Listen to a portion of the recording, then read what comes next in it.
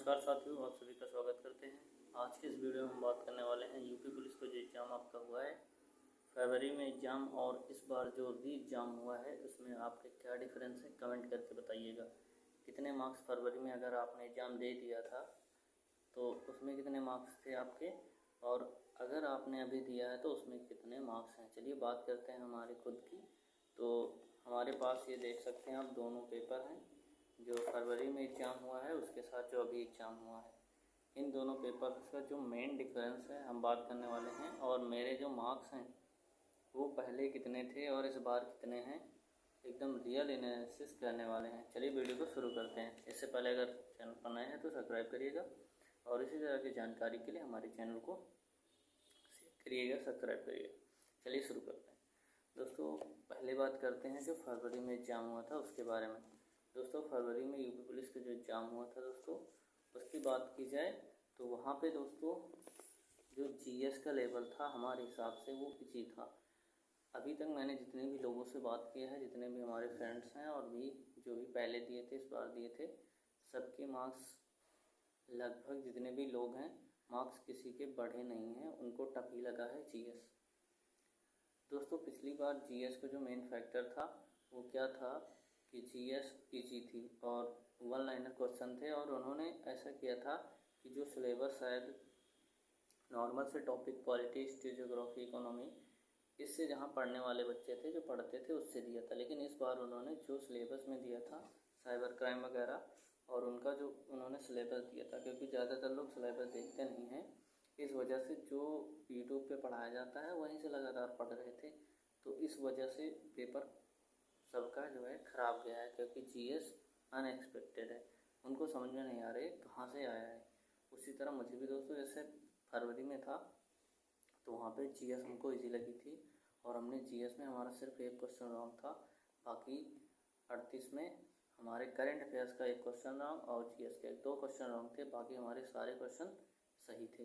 तो इस वजह से जीएस में अच्छा स्कोर था। ओवरऑल इस वजह से हमारा 240 मार्क्स बन रहा था उस समय।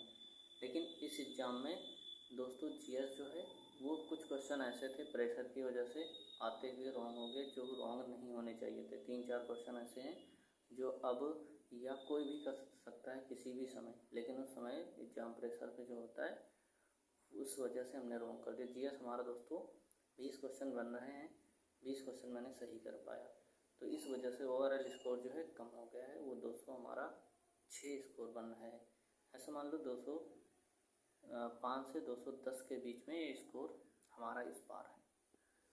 तो मेन रीज़न है ये स्कोर हुआ कहाँ कम, तो मेन रीज़न ये है कि स्कोर जो कम हुआ है वो जीएस में कम हुआ है। और सिर्फ मेरा ही नहीं दोस्तों, हर एक एस्पिरेंट का यही हाल है, ठीक है। और बाकी जैसे रीजनिंग इजी तो है, लेकिन रॉन्ग भी वही होता है जो इजी होता है। एग्ज़ाम में बैठने के बाद ऐसा ही होता है कि जो आपको इजी लगता है वहीं से रॉन्ग हो जाता है, फिर चाहे जीएस हो या रीजनिंग हो या मैथ हो। पिछली बार जैसे मैथ का कैलकुलेशन ही था, लेकिन बहुत सारे क्वेश्चन बहुत सारे लोगों के रॉन्ग हुए थे। देखो जो कट ऑफ की बात की जाए, अभी जो लोग कट ऑफ बोल रहे हैं कि इतनी ज़्यादा जाने वाली है, उनको ऐसा लगता होगा कि रीजनिंग में मानसिक अभिरुचि नहीं है और डिसीजन मेकिंग के क्वेश्चन नहीं है, इसलिए जो है बच्चों को ईजी है, ठीक है। रीजनिंग लग रहा है ईजी है इसलिए कट ऑफ पहुँच जाएगी। मेरा मानना है कि ये जो सब्जेक्ट थे, अगर मानसिक अभिरुचि मैंने भी कभी नहीं पढ़ी थी। मेरे 17 फरवरी फर्स्ट शिफ्ट में एग्ज़ाम था और मैंने मानसिक अभिरुचि आसानी से करके रख दिया था। 11 क्वेश्चन थे, मैंने 10 क्वेश्चन सही कर दिया था। सिर्फ उसमें उस कंडीशन में जाके पढ़ के करेक्ट ही करना था। मानसिक अभिरुचि कोई बहुत बड़ी बात नहीं थी।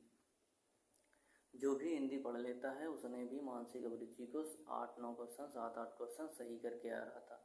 लेकिन इस बार ऐसा नहीं है। जीएस को उन्होंने टफ बना दिया है, प्लस मैथ के नंबर ऑफ क्वेश्चन बढ़ा दिए हैं। बहुत लोग ऐसे होते हैं मैथ को छोड़ के चलते हैं, वो कहते हैं मैथ नहीं करेंगे, अगर 20 में से हम 10-11 कर लेंगे तब हो जाएगा। लेकिन इस बार जो है मैथ को भी बढ़ा दिए हैं, तो इसलिए जो है आपकी कट ऑफ मेरे हिसाब से इतनी ज़्यादा नहीं जाएगी, क्योंकि वहाँ से बाउंडेशन लगा है मैथ से और जीएस से।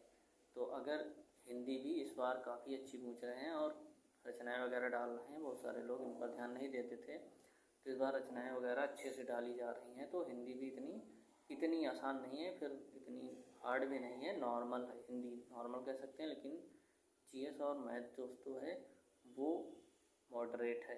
ठीक है, पिछले मुकाबले में अच्छी आ रही है। तो मेरे हिसाब से कट ऑफ इतनी हाई नहीं जाना चाहिए जितनी ये लोग चिल्ला रहे हैं यूट्यूब पे। ठीक है, जा सकती है नॉर्मल वही 190, हमको लगता है 190 या 200, 200 के आसपास ये कट ऑफ रहने वाली है, इससे ज़्यादा नहीं जाने वाली है। कमेंट करके बताइएगा कि आपके कितने मार्क्स थे। मिलते हैं नए वीडियो के साथ, तब तक के लिए थैंक यू, जय हिंद।